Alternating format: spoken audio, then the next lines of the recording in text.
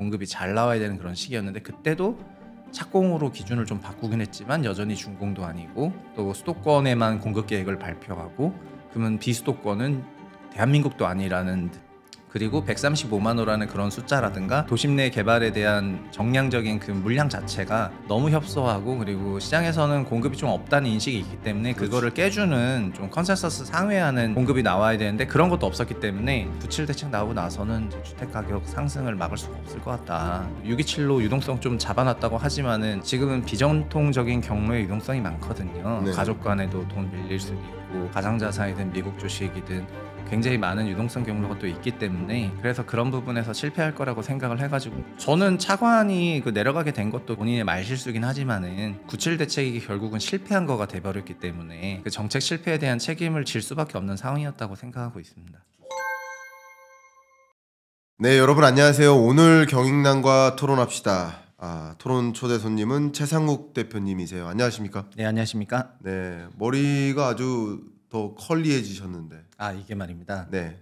제가 박사 논문 쓰느라 한 몇 달을 거의 집에만 칩거하면서 피피하게 살다 보니까 예. 지금 어저께가 이제 심사 날이었어가지고 오늘 촬영이 있는 걸 알면서도 거의 기절을 했거든요. 네. 네, 한 2개월을 달리다 보니까 그래서 그러면은- 오늘 좀 상태가 안 좋지만 예. 죄송하지만 양해를 좀 아니요, 저는 제가 배워왔던 것 중에 네.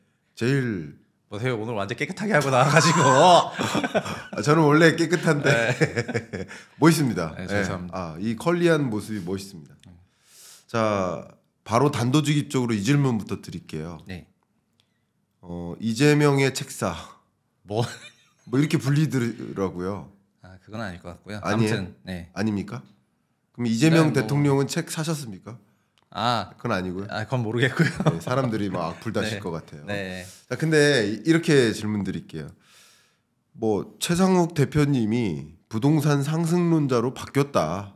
뭐 이런 이야기들이 저는 전해 들었거든요. 네. 해명 좀 해주세요. 어떤 겁니까? 해명이랄 게 없고 예. 저는 이제 시장 안정을 강하게 원하는 사람이었기 때문에 부동산 시장 안정을 위한 여러 가지 대책들이 필요하다는 걸 계속해서 주장을 해왔었는데 네. 그런데 이제 주택 가격 상승에 있어서 주택 가격 안정에 있어서 결국은 수요와 공급 관리가 중요한데 그렇죠. 그 수요 쪽 관련해서는 금융위 주도로 대책이 잘 나오고 있다고 생각을 하고 있습니다. 뭐 일부 마음에 안 드시는 분들도 계실 거예요. 근데 공급 쪽 관련해서는 결국 이러니 저러니 해도 국토부가 그 종합적인 대책을 내줘야 될 필요성이 있는데 저는 공급 대책이 윤석열 정부 때 원희룡 국토부 장관 시절부터 과거에는 이제 준공 기준으로 공급을 계산을 하다가 네네. 원희룡 장관 때부터는 인허가 기준으로 계산을 하게 되면서 이제 인허가 목표는 270만 호라는 굉장히 광범위한 목표였지만은 좀 뜬구름 잡는 목표였거든요. 인허가를 받은 거는 뭐 언제 착공할지 알 수도 없기 그것도 때문에 모르지만. 네. 마치 저희 GDP에서 건설 투자가 착공해야지 기성으로 올라가는데 수주가 많더라도 당장 투자는 올라가는 건 아니기 때문에 그렇죠. 그래서 인허가 기준을 했을 때 좀 이상하다 했는데 네. 이제 이재명 정부 들어와서도 국토부에서 공급 계획을 97 대책을 발표할 때 네. 게다가 그때는 공급이 굉장히 중요한 시기였잖아요. 공급이 잘 나와야 되는 그런 시기였는데 그때도 착공으로 기준을 좀 바꾸긴 했지만 여전히 준공도 아니고 또 수도권에만 공급 계획을 발표하고 그러면 비수도권은 대한민국도 아니라는 듯이 그리고 135만 호라는 그런 숫자라든가 도심 내 개발에 대한 정량적인 그 물량 자체가 너무 협소하고 그리고 시장에서는 공급이 좀 없다는 인식이 있기 때문에 그렇지. 그거를 깨주는 좀 컨센서스 상회하는 공급이 나와야 되는데 그런 것도 없었기 때문에 저는 그 대목에서 97 대책 나오고 나서는 이제 주택 가격 상승을 막을 수가 없을 것 같다. 왜냐하면은 뭐 627로 유동성 좀 잡아놨다고 하지만은 네. 지금은 비정통적인 경로의 유동성이 많거든요. 네. 가족 간에도 돈 빌릴 수도 있고 네. 가상자산이든 미국 주식이든 굉장히 많은 유동성 경로가 또 있기 때문에 네. 그래서 그런 부분에서 실패할 거라고 생각을 해가지고 97 이후에는 좀 씁쓸한 마음으로 이제 가격 상승할 것 같다 이렇게 얘기를 한 거지. 뭐 그렇습니다. 그러면 제가 요것만 한 번만 더 여쭤보고 좀 들어가 볼게요. 네. 견해를 여쭤보려고. 이거 중요한 코멘트라서. 그러면 일단 현 정부의 정책 방향이 네. 확실히 부동산 시장을 안정화할 수 있을 만한 조치를 꺼내 들 거야라고 판단을 했었는데 네. 근데 발표하는 것들을 보니 이 정도로는 못 잡겠네라고 생각을 바꾸어 잡으셨다는 뜻인 걸까요? 네. 제 질문이 맞나요? 그리고 지금도 사실은 저는 이제 시장도 그렇게 생각하고 있다고 보는 것이 부동산 시장 안정화를 만들었던 역사적인 정책들이나 상황이 한 세 가지 타입으로 나와요. 네. 첫 번째는 그냥 금리가 상승하는 경우입니다. 그렇죠. 22년 하반기부터. 두 번째는 폭발적인 공급이 있었던 건데 그린벨트 해제와 신도시와 도심 내 주택이란 폭발적인 공급은 이명박 정부 때 보금자리 주택 10년 150만 호를 세곡 내곡을 포함해서 미다 이런 거요. 그다음에 일기 신도시 노태우 정부 때 200만 호 짓는 이런 것들 같은 폭발적인 공급 이게 두 번째 케이스. 네. 그리고 세 번째는 그냥 이제 보유세거든요. 네. 소위 노무현 종부세와 문재인 종부세가 다르지만 이제 보유세에 관련한 여러 가지 세법 개정인데 이 세 가지가 아닌 한은 그냥 큰 어떤 자산 가격 조정 요인으로 작동을 안 하고 뭐 일부 좀 마찰은 있겠지만은 장기적인 경로는 훼손될 수가 없거든요.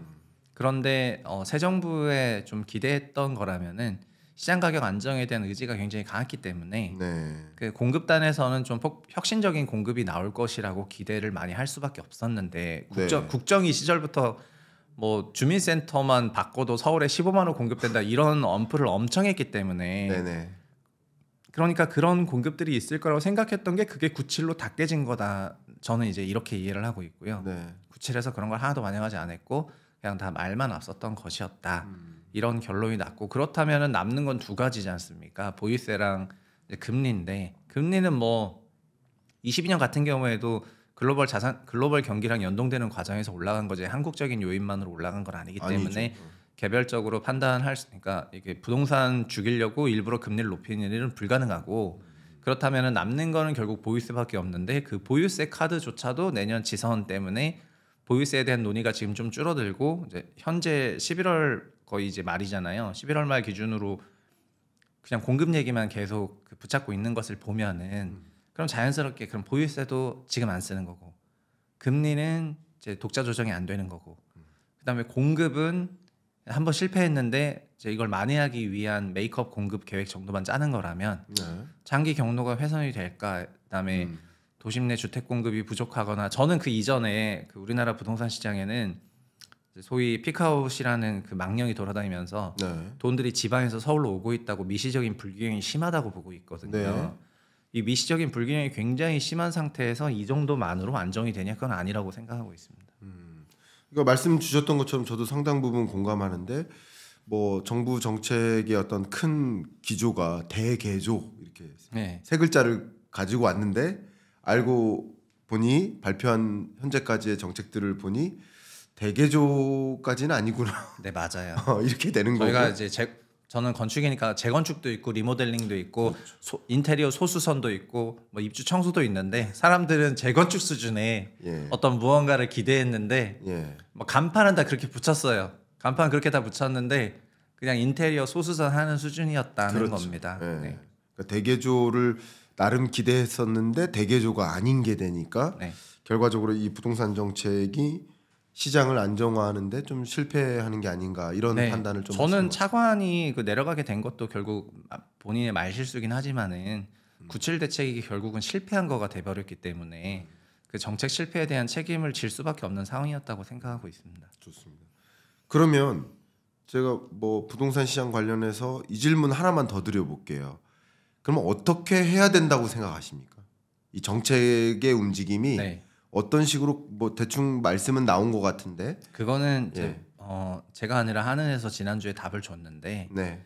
그 한은에서 요새 막 연구를 많이 하지 않습니까? 이제 거시 시장만 연구하는 게 아니라 부동산이랑 인구랑 출산율도 막 다 연구를 많이 하는데 네. 지난주에 한은에서 나온 연구 논문 중에서는 우리나라 대한민국 가계가 그 미시적인 균형 속에서 한국 가계들이 과잉 기대를 하고 있는 게 딱 두 가지 포인트가 있다고 했습니다. 그게 첫 번째는 금리 하락에 대한 구조적 금리 하락에 대한 과잉 기대가 작동을 하고 두 번째는 구조적 공급 부족에 대한 과잉 기대가 네. 작동한다는 것입니다. 결국 과잉 기대는 이제 가계의 행동 패턴 양식을 바꾸면서 일부 이제 균형이 있는 그 구간에서 마찰을 일으키면서 이제 증폭되기 때문에 가계의 이런 과잉 기대가 결국에는 과열의 원인으로 작동할 수가 있는 거고 특히 서울 같은 데는 그냥 공급이 또 태생적으로 부족한 그런 공급을 하기에 토지라든가 이런 부분이 이제 여의치 않은 그런 지역이다 보니까 공급의 탄력성이 없잖아요. 네. 이제 그런 탄력성이 없는 지역에서 과잉 기대를 하게 되는 게 문제니까 한은에서 제가 생각할 때는 금리 하락에 대한 과잉 기대에 대해서 벌써부터 어느 정도 나와서 발언을 해주시는 것 같아요. 내년도 금리 하락에 대해서 무조건 한다는 게 아니라 네. 뭐 동결을 어느 정도 염두에 두고 이런 식의 금리 하락에 대한 그 발언을 해주는데 한은도 공급을 하는 부처는 아니기 때문에 네. 결국 공급에 대해서 시장에서 가지고 있는 서울에 공급 없구나 이 생각을 깰려면은 그거를 깰 만한 어떤 공급 대책이 나와줘야지만이 시장 안정화가 된다는 거고요. 네. 저도 굉장히 유사하게 생각을 하고 있고 그 다음에 저는 근데 수요 쪽 얘기를 오래 했었기 때문에 지금 수요 얘기를 한참 하면 이것도 1시간 해야 그렇죠. 돼가지고 이제 그렇게 생각을 하고 다만 공급 쪽을 구칠해서 그 과잉 기대를 오히려 증폭시키는 방향으로 공급 없구나 이렇게 증폭시키는 방향으로 작동돼 버렸기 때문에 네네. 97 이후에 더 랠리가 나왔다고 생각을 하고 있습니다. 제가 지금 말씀 속에서 네. 잠깐 제 토론자로서 한국은행의 입장을 약간 변호인처럼 변호해 보면 잠깐 한번 입장을 역할놀이를 해보겠다는 거예요. 제가 한국은행 총재의 변호사다 만약에 그럼 저는 이런 입장인 것 같아요. 국토부가 똑바로 못 하고 있으니까 맞아요. 서울 아파트 가격을 못 잡고 있으니까 당신네들 때문에 내가 금리 인하를 할래도 못 하고 있는 거다. 네. 우리 한국 이 거시경제 안정이라든가 또 물가 안정이나 여러 가지 요소를 봤을 때 지금 사실은 지금 우리가 한국은행이 도입하고 있는 기준금리는 충분히 제약적이다. 근데 금리를 인하해야 될 여건임에도 불구하고 서울 아파트 가격이 이렇게 치솟으니까 못 하고 있는 거 아니냐. 그러니까 국토부, 금융위 좀 집값 좀 잡아라. 뭐 결국 이 얘기를 하는 게 아닐까. 저는 변호사라고 가정한다. 아니요, 저는 완전 그렇게 해석을 했어요. 그렇게 똑같이 생각하시는군요. 네, 결국 한은의 금리 결정에 있어서 네. 부동산이 제약 요인으로 작동을 하고 있는데 네. 그 부동산의 제약 요인의 근본이 예. 결국 금리랑 공급으로 나왔으니까. 근데 금리 부분에서 어쨌든 나왔기 때문에 자기네들도 금리 부분에 대해서는 이제 발언을 한 건데 결국은 공급에 대한 기대를 깨주라는, 그러니까 말 그대로 뭐 200만 원, 300만 원 폭발적으로 지어가지고 죽이라는 것이 아니라 시장에 2010년, 12년이 되게 반면교사하기 좋은 연도인데 네.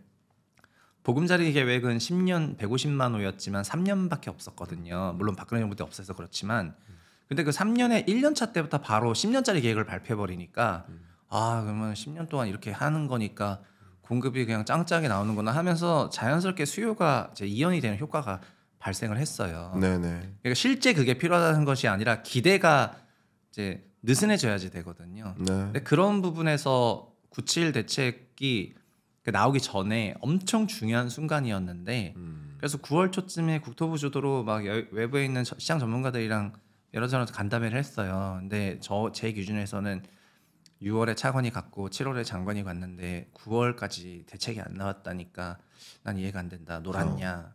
대책을 빨리 내야 되는데 그런데 또 이제 대책이 늦게 나오니까 그럼 종합적인 대책이 또 멋들어지게 나와야 되는데 여기서 또 시장 컨센서스를 상회해야 된다. 그러니까 시장에서는 항상 재건축 재개발 활성화 같은 그런 대책을 기대하는 사람도 있고 신도시를 기대하는 사람도 있는데 결국 하늘 아래 새로운 게 없는 그런 상황 속에서 그게 모듈 공법이 됐던 그러니까 공기를 단축시키는 그렇지. 어떤 그런 방법이 됐던 시장의 컨센을 건드려줘야 된다. 아하. 건드려주지 않으면은 그게 그냥 안도랠리라는 게 있을 수 있다. 그래가지고 얘기를 했는데 그때 막 농담 삼아서 97 대책 실패하면은 뭐 그러면 내려갈 수도 있겠네 막 이렇게 얘기했는데 실제 그런 일이 발생을 해버렸고 저 개인적으로는 어쨌든 97 이후에 그거를 수습하기 위해서 지금 전부처가 달라붙어가지고 공급에 매몰되어 있다고 알고 있거든요. 네네.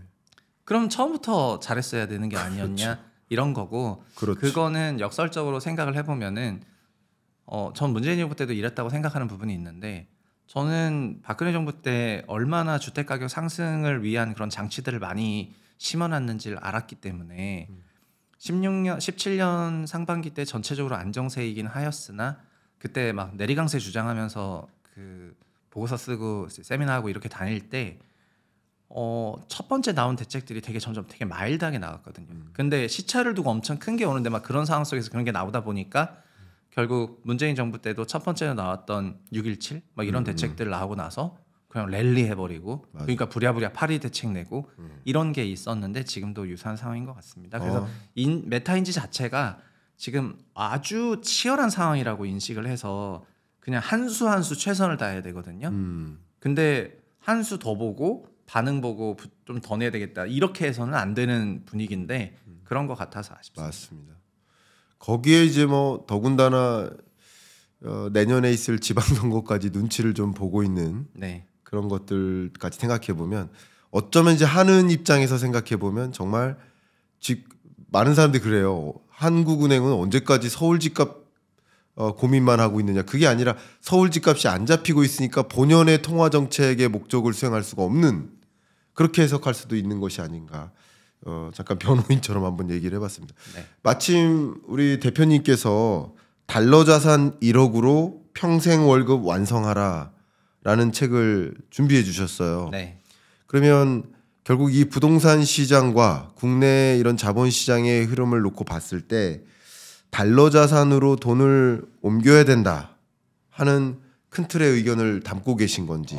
일단 그 책은 네. 그 재테크나 연금 준비가 안 되신 많은 직장인들을 대상으로 쓴 책인데요. 네.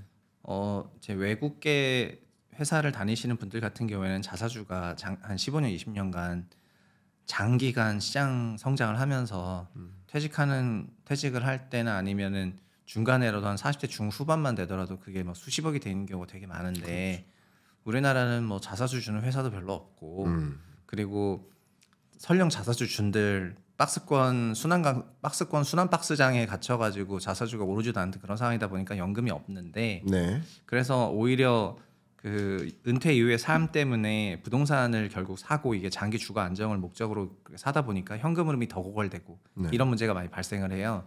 그래서 저는 이제 달러 자산 1억으로 그 1억이라는 거는 어떤 사람한테는 1억이 작은 돈이지만 어떤 사람한테 엄청 큰 돈인데 그거를 가지고 지금 어떤 방식으로 구축을 하면은 은퇴 현금 흐름을 지금보다 훨씬 더 윤택하게 만들 수 있는지를 담은 내용이고요. 네. 특히 달러 자산인 것은 그냥 전체적으로는 우리 단기 이제 내년이라든가 이런 단기 성장률은 한국이 좋을 거로 생각하지만은 네. 이제 소위 연금성 자산은 막 20년 이후를 바라보는 거기 때문에 네. 그 20년 이후를 바라봤을 때는 그때는 결국 이제 지금보다도 더 이제 환율이 올라가 있을 가능성이 높다고 생각을 하고 그리고 그렇게 달러 자산 중심으로 현금으로 만들어 놓으면은 이게 원화로 생활하는 저희 입장에서는 좋다고 생각해가지고 그런 내용을 썼습니다. 그래서 책은 주로 연금이라든가 연금 세팅 그리고 세팅한 연금 계좌로 어떤 것을 담아야 될 것인가 어떤 자산들을 주로 편입해야 될 것인가 이런 거 위주이고요. 그리고 부동산의 경우에는 역설적으로 책에서는 그렇게 좀 나오는데 좀 젊으신 분들은 그래도 대출 많이 받고 주택을 사셔도 괜찮은데 50대 중반에 은퇴 10년도 안 남았는데 주담대 30년 받고 사버리면은 그냥 은퇴 현금 흐름 다 무너지는 거거든요. 네. 그래서 이제 현금 흐름 중심으로 그 재테크를 해야 되는 연령대가 40 중반 이후부터인데 그 이후가 되신 분들에게 조금 어필하는 그런 책이라고 하겠습니다. 아, 네. 중요한 말씀 좀 주신 것 같아요. 특히 뭐 책에서도 강조하고 계시지만 뭐 아마 우리 시청자 여러분들도 공감하고 계실 수 있겠습니다만 재테크 과몰입 사회다라는 표현이 나왔고요. 네. 이 과몰입 사회에서 뭐 한국 뭐 정부의 이런 부동산 시장을 뭐 대개조하는 이런 여러 정부 정책 변화들이 맞물리고 있으니까 그러니까 우리 한국의 어떤 투자자라고 볼게요, 여러분들을. 이 투자자 입장에서 이런 어떤 잘못된 투자 습관이 있는데 이건 좀 버려야 된다. 이 부분을 좀 우선적으로 강조하고 계셔요. 네. 그 부분 한번 설명 부탁드립니다. 그러니까 저는 전 투자를 운전에 비유를 하는데요. 네. 그러니까 본인이 직접 차를 모시면은 그게 자가 운전이고 그게 직접 투자가 되겠습니다. 네. 근데 자기 동네는 자기가 잘 아니까 그렇게 하시면 되는데 저희가 서울 부산 맨날 왔다 갔다 해야 되고 러시아 모스크바 횡단해야 되는데 직접 운전을 할 수가 없으니까 네. 버스도 타고 비행기도 타고 대중교통 타는 것처럼 네. 운전을 우리가 못해서 버스를 타는 건 아니잖아요. 또 못해서 택시를 타고 하는 건 아니고 그냥 남이 해주는 거를 일정 비용을 내고 그 서비스를 이용해야 되는 것인데 한국 우리나라 분들은 제가 느꼈을 때는 투자에 대해서만큼은 남을 아예 안 믿어요. 남을 아예 믿지 않는다. 모두 그러니까 운전으로 비하면은 내가 서울 강동구부터 강서구까지 곳곳을 다 훑어야 된다. 그렇게 생각을 하고 계십니다. 그래서 자기 동네 지도만 보는 게 아니고 예. 다른 동네 지도 한 번도 안 가본 지도 안 가볼 지도까지 다 저는 그걸 유튜브를 보는 걸로 비유를 했는데 그러니까 5만 섹터 5만 자산 5만 가지 영상들을 보시면서 진짜 머릿속에서는 어마어마한 드라이버가 되는 거예요. 그렇죠. 그런데 저는 그게 일종의 시간 낭비라고 생각을 하거든요. 그러니까 본인이 잘 아시는 자기 동네 주변에 대해서는 직접 하시면 돼요. 근데 예를 들면 바이오텍 같은 경우에는 바이오 섹터는 저희 애널들 중에서도 보통 박사들 아니면 하지도 못해요. 왜냐하면 이제 신약 개발이라든가 이런 파이프라인들을 알아보고 하는 게 생각보다 어렵기 때문에 게다가 여러 적응증이 여러 개가 되면은 그때부터는 완전 다른 산업이 되는 건데 그런 것들도 개인들이 막 공부하려고 이제 따라붙고 그다음에 뭐 테크는 말할 것도 없고요. 어쨌든 그런 걸 공부한다는 게 나쁘다는 것이 아니고 공부는 해야 되지만 제가 생각할 때는 이제 과유불급이라고 보니까 과잉되면 나쁘다는 건데 약간 과잉의 경향이 자주 발견이 돼요. 그래서 과잉으로 하시는 것보다는 그 부분은 오히려 일부 위탁을 하는 게 좋은데 그래서 제가 이번 책에서는 어느 쪽에다가 위탁하면 좋은지도 좀 적었어요. 왜냐하면 개인들은 자산운용사들 많은 자산운용사들이 어떤지 잘 모르시다 보니까 저는 현직에 있으면서 자산운용사 대상으로만 이제 세일즈를 하는 그런 일을 했으니까 이제 운용사들의 성격이나 성향 이런 걸 잘 알고 있어가지고 그런 걸 좀 담았는데 그러니까 남을 100% 믿진 말아야 되겠지만 때로는 믿어야 되는데 저희는 투자에 있어서는 너무 안 믿는다. 너무 안 믿고 너무 본인이 하려고 한다. 그래서 자기 시간이 너무 없어진다. 너무 자기 시간이 없어지면서 본인이 주말이라든가 아니면 평일에 이제 가족이라든가 아니면 이런 사람들이랑 보낼 시간이 없어지고 그리고 자기 일에도 지장을 받을 정도로 이렇게 하시면은 그게 안 좋으니까 그렇죠. 이제 그런 부분까지 가시게 되면은 좀 지양을 해라 이런 얘기입니다. 네. 잘못된 투자 습관까지 말씀해 주셔서 아마 여러분들이 혹시나 그게 나 같은데라고 하시는 분들은 한번 뜨끔하고 생각해 볼 기회가 또 되지 않을까 뭐 그런 생각도 해 봅니다.